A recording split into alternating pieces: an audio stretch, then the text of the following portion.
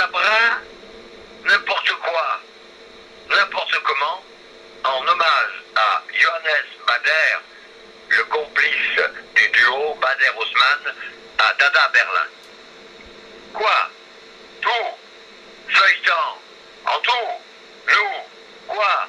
Dernier cri, nous eûmes, assez, trop, même, arbre, mot, bouquin, psychanalytique, heure, encore, trois, quoi?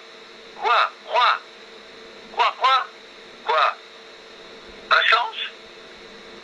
Et nous, et quoi, nous?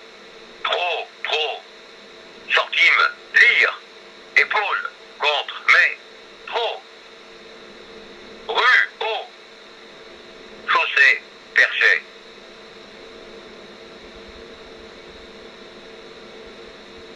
Alors maintenant, donc, le corps du sujet. Johannes Bader est né en 1876 à Stuttgart et il est mort en Bavière en 1955.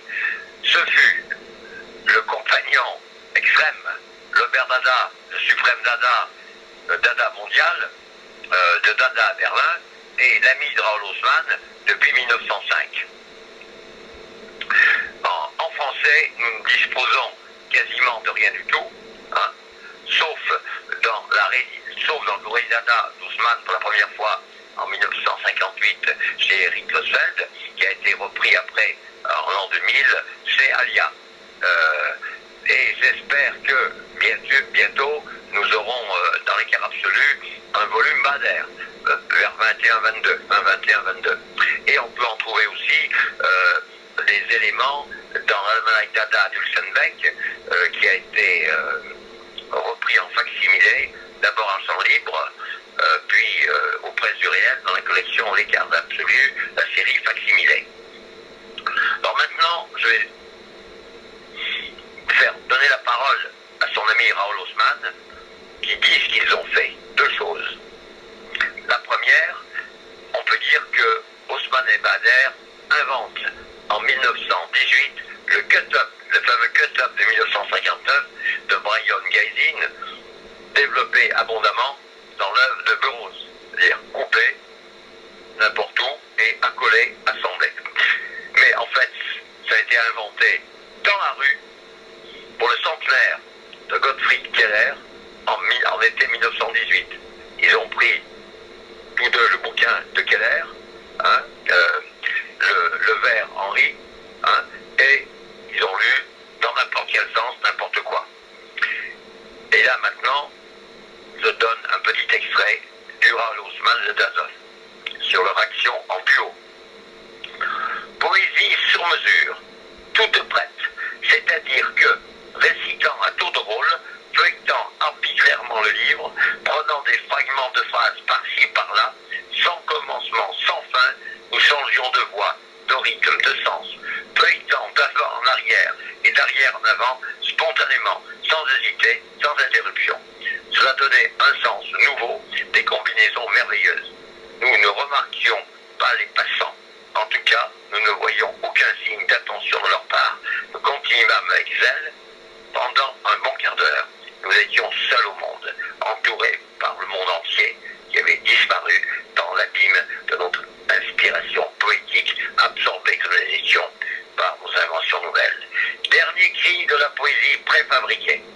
Ultime langage d'une compréhension mutuelle au-dessus des conventionnalités abîmées. Nous tenions comme deux troncs d'un même arbre. Les mots du livre nous semblaient mystérieux, éclairés par nos voix exaltées, ailés par notre esprit ravi, tourmentés par des combinaisons nouvelles, un sens au-delà du sens et de la compréhension. Bien sûr, à cette époque, ni Bader ni Haussmann ne connaissent le ready-made de Duchamp de 1913, pour la simple raison qu'il est totalement inconnu de tout le monde, sauf de Duchamp et quelques amis. Hein. C'est-à-dire que Duchamp déclare en 1913, tout est ready-made. C'est extraordinaire, quasiment en même temps. Ah ben oui, c'est normal. Bon, hein, les gens un peu inspirés qui veulent, disons, déboussoler, désamorcer, pulvériser les fondations académies, de tous les académismes, eh ben, on emploie la même méthode. Hein. N'importe quoi, n'importe quand, n'importe comment, avec n'importe qui et n'importe où. Là, c'est le principe qui sera ensuite élaboré par Robert Fillot et dans Fluxus. Et là, comme deuxième extrait de Raoul Haussmann, ils font la même chose, c'est-à-dire que Bader va faire la même chose avec ce qu'on peut appeler, ce qu'on appellerait aujourd'hui des assemblages. Rauschenberg n'étant qu'une conséquence de Schwitters, et Schwitters une conséquence très construite on peut dire, d'un art brut du photomontage, de l'arrangement du dispositif de Bader. Alors maintenant, une petite citation pour finir du père d'Adazovik, Raoul Haussmann, l'expérimentateur. En 1919, Bader commença à faire des photomontages. Ces montages dépassaient toute mesure par leur quantité formidable et leur format. Dans ce domaine, il était comparable à Schwitters. Partout où il le pouvait, il arrachait des pancartes entières des murs et des colonnes d'affiches et les rapportait chez lui, où il les classait soigneusement. Entre autres, il a fait un manuel du Super Dada ado. Sur un fond fait de centaines de quotidiens, il collait journellement des documents nouveaux, des taches colorées, des lettres, des chiffres et même des représentations figuratives de sa moisson d'affiches. Avec cela, il créa une sorte de collage littérature ou collage poésie. Il serait regrettable que son manuel soit perdu. Le premier ado fut terminé le 26 juin 1919. Le second, le 28 juin 1920, comme Bader et son exactitude coutumière l'avait noté dans le catalogue de la foire Dada. On sait que Schwitters exécutait dans sa maison de Hanovre des montages gigantesques qui traversaient toute sa maison. Avant lui, Bader avait réalisé le plus grand montage qui avait été exposé à la foire Dada à la galerie Burchard en 1920. Voilà.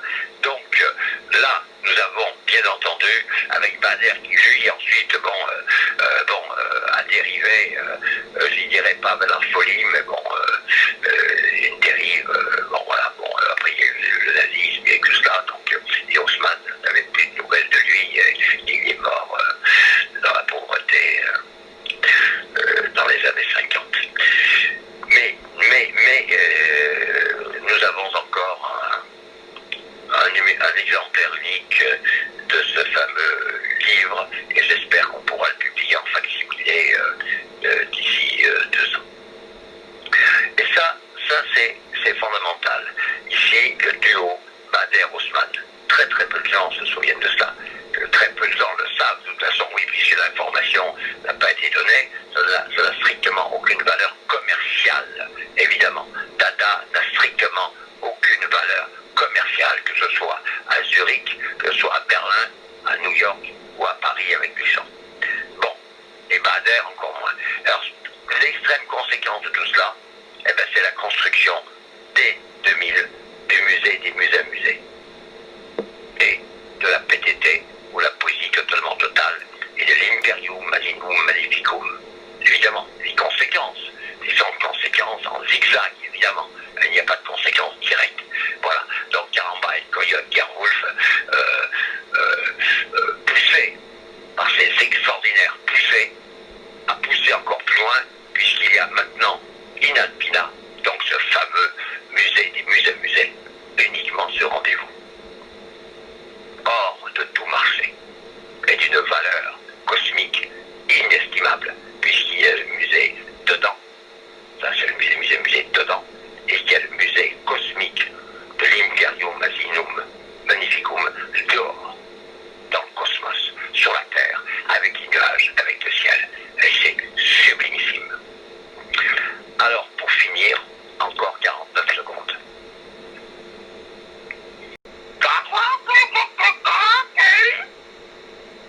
Oh,